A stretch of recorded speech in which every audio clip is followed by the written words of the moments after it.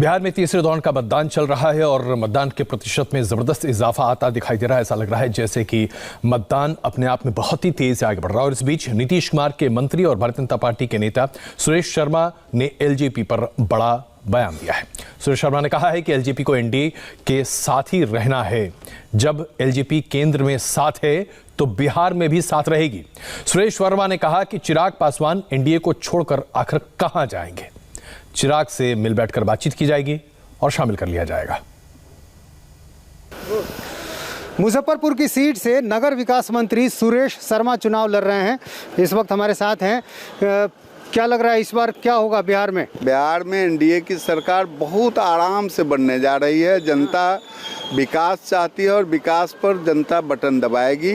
NDA की सरकार बिल्कुल निश्चित रही है कि बनेगी। 15 साल की एंटी इनकम्बेंसी कहा जा रहा है, नाराजगी है। देखिए, नाराजगी उसके पहले का एंटी इनकम्बेंसी देखिए ना, जहां आदमी जीना मुश्किल हो गया था, किडनैपिंग, रंगदारी का राज्य था, घर से कोई निकल नहीं रहा था, समझे ना। यहाँ राज का डर लगता है आपको काम करेगा ही, इसलिए आप लोग डर दिखा रहे हैं बार बार। तो लोग नकार दिया है, उसको फिर नहीं लाने देगा। एलजेपी का बहुत नुकसान पहुंचा रही है, कई जगहों पर बागी उम्मीदवार आप ही की पार्टी के खड़े हो गए। देखिए, खड़ा किया है वो अपना, समझे ना, लेकिन कोई उससे नुकसान नहीं होगा।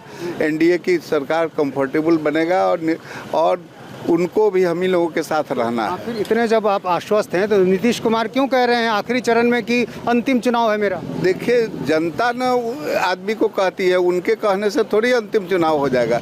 जनता उनको बैठाना चाहती है, जनता की भावना को कदर करेंगे, ऐसा कुछ नहीं होगा। पहले चरण में माना गया मुकाबला कांटे का था, महागठबंधन की बढ़त मानी जा रही है। दूसरे चरण में आप लोग की बढ़त थोड़ी बहुत मानी गई। तीसरा चरण क्या निर्णायक होगा? जो इसमें जीतेगा वही बाजी मारेगा? बिल्कुल निर्णायक है और एनडीए सरकार बनाएगी। कितनी सीटें आएंगी लग रहा है? देखिए, हमको अंदाज है कि 160-70 सीट आपको मिलेगी।